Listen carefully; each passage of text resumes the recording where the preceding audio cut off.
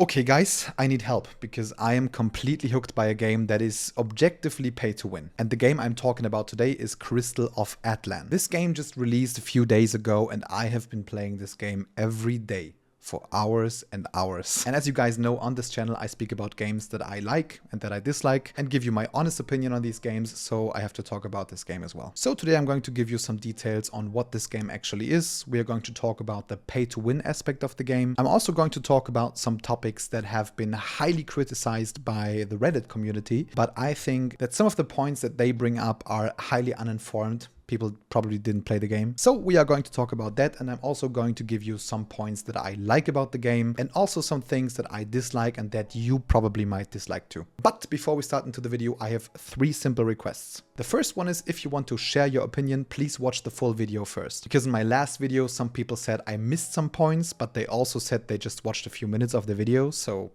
also, please keep discussions friendly and constructive. And number 3, I'm going to say the trigger word PvP. And in the last video, I had many PvE players calling me a PvP person just because I spoke about PvP 1 minute out of 22 minutes. So just because I like PvP, that's just a me thing. I will never say a game is good or bad with or without PvP, because a good game should give you an option if you want to play PvE or if you want to play PvP, and people should enjoy whatever they like most. So please, without being rude, respect everyone's opinions. But now let's get into the video. What is Crystal of Atlan? So the game is basically a cross-platform action MMORPG. And the moment I played the game, I instantly thought about Dragon Nest. I think that's probably the best comparison. And also Dungeon Fighter Online because of the classes and how flashy the skills are. And also I kind of thought about Kurtzpell, a game that I think had some great potential but was destroyed by the developers and the way they monetized the game. But the game is basically what these 3 had in common. So it's a 3D action combat game that has an anime style and is focused around attacks,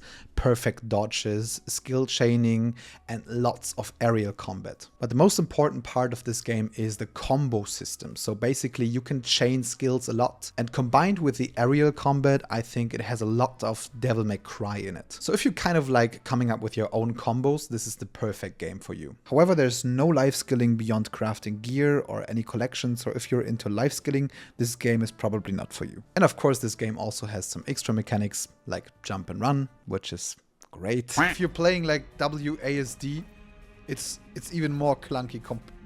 Yeah, look at this!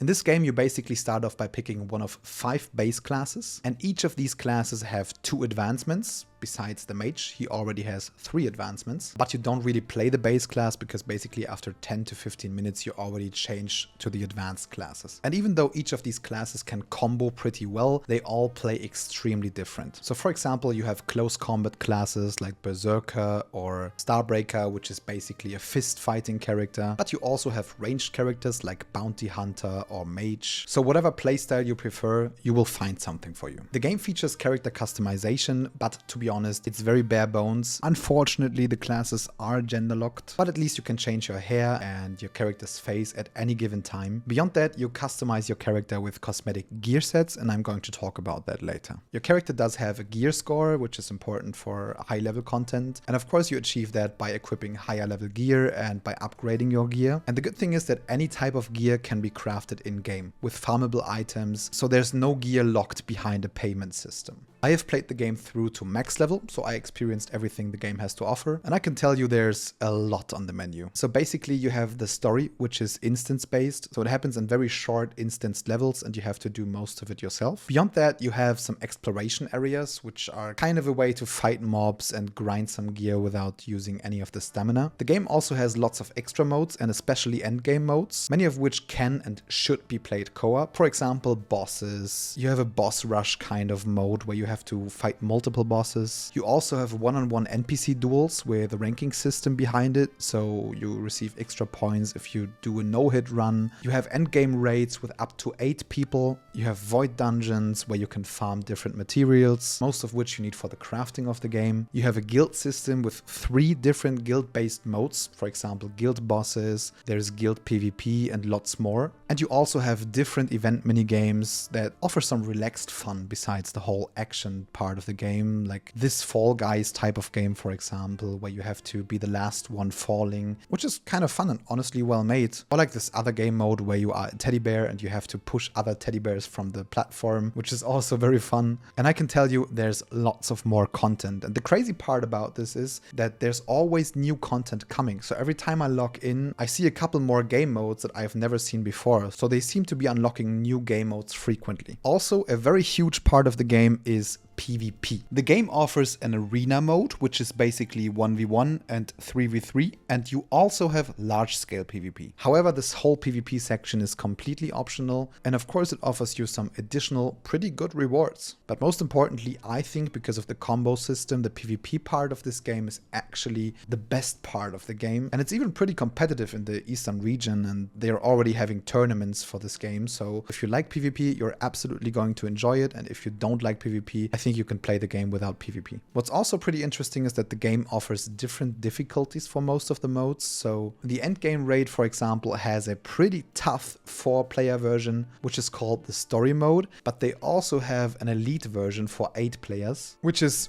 really tough. But let's talk about the most important thing in this game, which is great for me. I love it, but other people will hate it. Crystal of Atlan is built most around alts. If you don't know what that means, alts are alternative characters. So basically the whole game is built around having multiple characters. And the reason is that you can farm all of the important content with all of the characters, and you can transfer the most important items to your main character. And beyond that, every character has its own stamina limit, which obviously makes it more important to have multiple characters. So most of the criticism comes from people who basically just focused on one character, and they didn't want to play any other character, and they were basically limited in what they can do. But if you have multiple characters just like me, at least for the beginning of the game where you have to level up every character, even if you don't have a job, you will not find enough time to play all of these characters. So if you like playing multiple characters, this game is absolutely made for you. And if you don't like that, you should definitely avoid this game. Another reason that many people might want to avoid this game are the microtransactions. So let's talk about the monetization of this game. As you might have guessed, the game is free to play, but there's a lot of stuff you can buy in game. And even though I am hooked and I say some positive things about the game, let me get this out of the way. I do not support pay to win, and I will never do. I swipe for almost nothing. I just bought a single thing in this game, and I'll talk about that later, but besides that, I do not buy any gacha pulls or anything else. So of course, I wish the game would have a subscription model or would be a buy-to-play game, and I wish there would be absolutely nothing to buy in the shop, but unfortunately this is not the case. So why do I play this game? Well, first of all, I'm having fun, and the second reason is that I was craving for a game like Dragonist for a very long time, and I couldn't find any, so this is basically the only game filling this gap right now, especially when it comes to the PvP part of the game, so I really enjoy that. That's just my personal opinion. But what can I say about the monetization? Well, there are multiple things that you can swipe for in this game, and I'm going to mention the most important ones. One important aspect up front, nothing in this game that you can swipe for has impact on the PvP part of the game. So if you're like me and you were afraid that paying money basically has an impact on PvP, this is not the case. That is accomplished by basically giving characters in PvP an extra gear set that is just for PvP. And this gear cannot be upgraded, and you can only obtain it by playing PvP. So every time you play PvP, you get tokens, and you can buy PvP gear in the PvP shop. So a friend of mine basically hit PvP rank 1 without investing a single cent into the game. And before we talk about everything you can buy, another thing that I wanted to mention is that for the PvE section of the game, I never felt like I had to swipe for anything. So up until the end game, I basically felt that I can do any type of content, and I might not have the highest damage in the group, but that's absolutely fine. I still feel like I can do all the content. So at least until now, not investing money does not gatekeep me from any of the content. Of course, keeping Lost Ark in mind, this can change in the future, but at least that's the case for now. But let's talk about what you can actually buy in the game. So the game does have a gacha system. The gacha system is not about characters or skills, so you can use every class and every character in the game for free. But what you actually pull with the gacha system are specific outfits, specific titles, and specific pets. And the crazy part about this is that these outfits and pets and titles do give you stats. So for example, depending on which title your character actively is using, he has better stats. One thing about the outfits that you have to know is that there's a glam system. So you can basically decide how your character should look in the end. Of course, most of your character's power comes from the gear that you can craft in game, that you can upgrade in game. But these outfits and pets and titles obviously give you a boost of power. However, of course, you get pets in the game for free, and you also get gacha pulls for free. So right now, without investing any money, I have the second best outfit, I have the second best title, and I also think that I have a pretty decent pet. But obviously, if you want to have the strongest possible character in PvE, you might have to pull. Next up, you got the Season Pass, which obviously gives you different advantages like upgrading materials for your gear, upgrading materials for your pet, different health pots, and it also gives you a pretty solid pet. Some say it's one of the best pets in the game. And to be fair, Season Passes are something that I usually buy. I think Season Passes are okay. It's some sort of monthly subscription. There's also another pass, which is basically a 30 days pass. And I would say this is the real subscription, which costs around $7. And it basically gives you increased stamina and lots of benefits account-wide. But I wouldn't say that the game is unplayable without these benefits. I would say it's a small convenient upgrade for your account. So without subscription you have 120 stamina,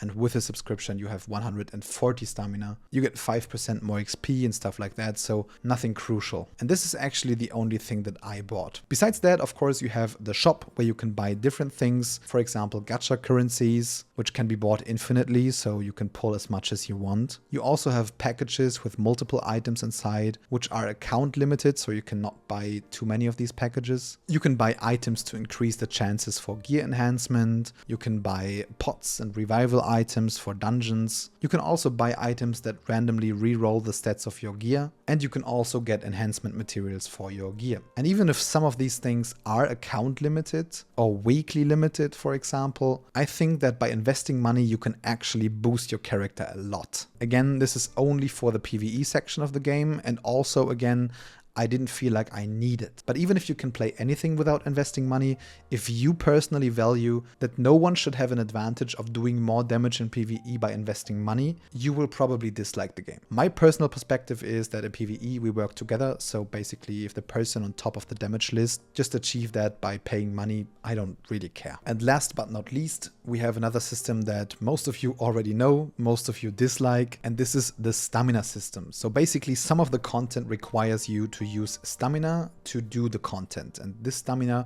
refills daily. So this basically prevents you from pushing a character to the max level and max gear score without taking a break or doing something else. And while you can't directly buy stamina, there are actually packages in the shop that are account limited, and the season pass as well, that give you stamina. But important to note is that every character has its own stamina, so if you're finished with one character, you can go to an alt and play with him. And if you hit level 60 with one character, you unlock account stamina, which basically stores all the unused stamina, which you can use if your stamina is empty, and it even gives you account-wide rewards. Another important thing is that most of the endgame modes do not need any stamina, so most of the co-op modes do not need any stamina. Also, PvP doesn't need any stamina, so you can play as much PvP as you want. So you never reach a point where you can do absolutely nothing. You can always do something. Alright, before we go into the good and the bad parts about the game, I wanted to talk about some criticized things on Reddit. I've seen some pretty bad posts on Reddit and some critics about the game, and while I absolutely understand that you can criticize the pay to win in this game when it comes to the PvE section, I still think that some of these critics are very uninformed. So I basically wanted to get this out of the way. I just enjoy the game because it fills a gap for me, but I do think that if you criticize a game, you should play it yourself or at least be informed about it and not give any false information about the game. For example, someone said that gear can break when you upgrade it, which is not true. Gear upgrades won't damage the gear, it will not be destroyed. The only thing you lose is upgrade material and basically in-game gold, which is used to upgrade things. And yes, this can become very expensive. And yes, you can increase your chances of upgrading by investing money. So is it fair? No, absolutely not. But gear cannot break. Someone else said you can buy levels in the game. Well, this is not true. You can get the $7 subscription that I have and have 5% more XP. But I can tell you that you can get to max level in just a few hours. So this is not really a problem. However, there is no way of buying levels in the game. Another Reddit user said that you have absolutely nothing to do when your stamina runs out, and your stamina runs out within 5 minutes. Obviously, this is untrue as well. As I already mentioned, every character that you have has its individual stamina, so of course, if you do not want to play any other character and just one character, you are probably going to run out fast. However, I wouldn't say 5 minutes, maybe 30 minutes, because you should probably try to use your stamina strategically. Of course, there are modes that use lots of stamina, but there are other game modes that basically use less stamina and give you better rewards, so you should really strategize on how to use your character's stamina. What's also important is that there are many endgame game modes where you do not use any stamina, as well as the arena where you also do not use any stamina, so you have more than enough to do even if your stamina runs out. Another Reddit user said that there's a huge difference of stamina with or without the $7 subscription. So this person was like, you have 10 stamina without subscription, which is absolutely not true. You have 120 stamina per character without subscription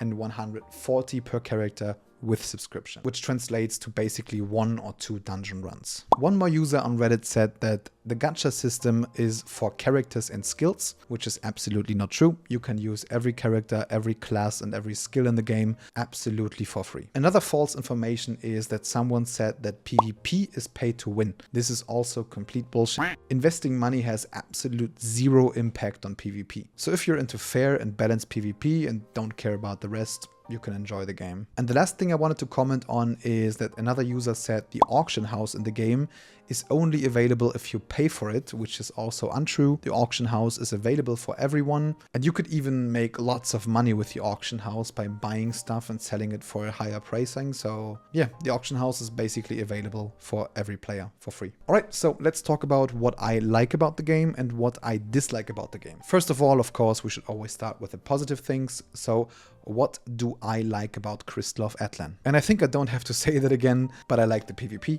Yes, you can get out the torches and you can hunt me through the town, but I like PvP. Sorry. I like the fact that you cannot have any advantage by paying money. I also like the whole combo system, that you have to get inside the head of your enemy because you can perfect dodge their attacks. So you have to understand when they want to engage, perfect dodge the engage, counter it, get the enemy into a combo. You have an option to break free and the other player could do that, and then you have to basically disengage and take care to not be countered and stuff like that. So I think the PvP is very fun, and I honestly have to admit that I would probably come back to this game just for PvP. Besides that, I think that most of the end game content of the game that you can do co-op is pretty fun actually. I think especially the very challenging bosses and the raid with other players are extremely fun. For example, I just started to play the level 60 raid. Every player is separated and has to fight his own boss. And I struggled. Maybe my gear was not good enough, so another player finished his boss early and he was able to teleport to my boss and help me, which was kind of cool. And which was also cool is that I could just avoid all of the attacks from the boss and I wouldn't die. What I also like is the alt system, so I love playing different characters. I hate playing the same character over and over again. It gets pretty boring for me. And there are many games like Throne at Liberty, for example, where your alt characters have absolutely zero usage. But in this game, alts are actually important and I love everything about that. And what I also love is the combo system. Jesus, I play Magiblade, for example, which is basically Virgil from Devil May Cry, like with the judgment cuts and stuff like that. And pulling off a combo with this character, especially in PvP, is just so satisfying, honestly. And that's something that so many games forget about, especially because of the aerial combat. So you can actually knock someone up in the air and you can use almost every skill in the game in the air, and they have different usage in the air, for example. So I think that's something that so many games out there just ignore. Giving you a decent combo system, giving you aerial combat. I mean, Devil May Cry is a good example that people love that shit. Another good thing about the game is that you have many settings, so you can tailor the experience to your liking. For example, you have 3 types of camera settings, so you can choose the one that you like the most. One thing I like is the convenience. They made some pretty interesting decisions about the game, one of them being the fact that you can actually change your class before a awakening at any given time, it doesn't cost anything, or the fact that you can reset your skill points at any time without any cost, and you can even create different skill sets, so you can come up with a PvE set and a PvP set. And it sounds simple, but so many games force you to use lots of in-game currency to like respec or change your class. Another good thing that I already mentioned is that there's lots of endgame content that you can play without stamina, and especially challenging content or challenge content where you can compete in a ranking, and they are actually so much fun, like the 1v1 mode against the NPCs, ramping their HP and their aggro up to 300%. It honestly made me restart these 1v1 boss fights over and over again to try to finish the boss no hit. The next thing that I think is pretty much well done is the co-op functionality, because besides the story you can almost do everything in the game co-op, which is pretty cool, especially when you're playing with friends or with a guild. I personally played with 2 friends, for example. We tried out many different modes together. We also hit the top 10 PvP team ranking on the server. And the good thing is that most of the co-op content does not need any stamina. And even if it does and you run out of stamina, you can basically use the assist mode. So you can still go with your friends, help them finish the content without having the stamina. Another good thing is that the events in the game seem very generous. So I got lots of different items from the current events. Even items like a voucher that basically puts a level 60 gear part to plus 12 instantly. And this is actually kinda crazy. Another good thing in my eyes is that you can craft all the available gear in game and you can upgrade everything in game, and that you can transfer upgrade items from one character to another character. So of course, even if I can speed up the upgrade process by swiping, I still think that this system could have been way worse. Which brings us to the last section, and this is what I dislike about the game. And one thing I dislike is a system called nullification. So I just said that the endgame rate is pretty cool, but there's one thing that I think is kind of weird. Basically, your gear has a stat that is called nullification. And for the different stages of the game, you need increased nullification. So that means I was able to join the level 60 raid, but my gear didn't have enough nullification for the second boss. So what happened is I just died. I couldn't do anything against it. I just died. Nothing hit me. I didn't fail any mechanic or anything. I just basically died because of the nullification, and I had to leave. So I got the reward for the first boss, but why do you even allow me to join the raid if I just don't have the nullification for all the bosses? I wouldn't mind if the boss just one-hits me if I don't dodge well, but just dying by entering the room is just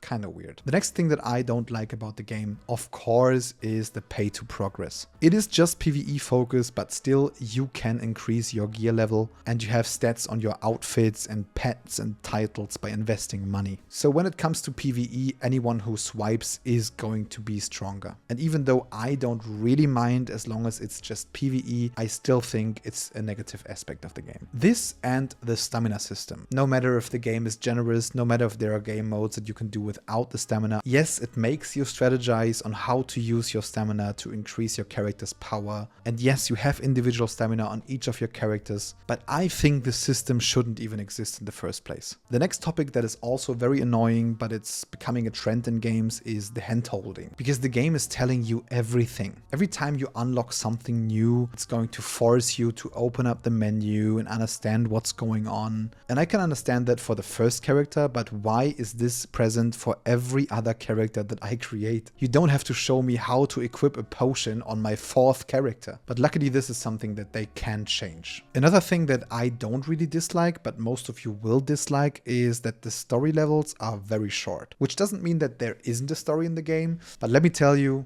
the story just isn't interesting. Honestly, I tried to read some of it, but at the end I just started skipping because it was pretty boring. So if the story of a game is very important for you, this is probably not your game. Next up, we have something that I found kind of weird, and I think there's a huge difficulty difference. Like in some of the game modes, the bosses just die within seconds, and in other game modes, the bosses are very tough and have lots of HP. I might be mistaken, but I think they draw the line between bosses that are important for the progress of your character. So if they drop upgrade materials, they will probably be easy, and bosses that are built more for the challenge and for the ranking system. So by my understanding, every game mode that makes you spend stamina is probably easy, and every game mode that doesn't need any stamina is pretty hard. Next up, I wanted to talk about the PvP. I think it's fun. I think it's great, it's amazing, but it still needs some balancing. The whole PvP idea is good and it's a lot of fun, but some classes are just too strong. For example, the Starbreaker is a class that is very present in the high ranks of the game, because this class has so many dashes and every dash has a hyper armor, so you cannot interrupt this character. Paired with high damage and damage over time, this class is just nuts. And my final concern about the game is how the queues are going to be in like a couple weeks or months. So because of the daily stamina system and because of the usual decline of a player base, I don't know if you will actually find queues for raids and dungeons in like a few weeks or maybe months. So the game is probably going to give you bots, and I don't know if this is good or bad or if it's even fun with bots. So this is something I can't tell you right now, but it's a concern that I have for the future of the game. Alright, so that's basically the good and the bad parts of the game, so let's come to a conclusion. The question is, will I play this game forever? Probably not. And is there potential that they fuck up the monetization even more?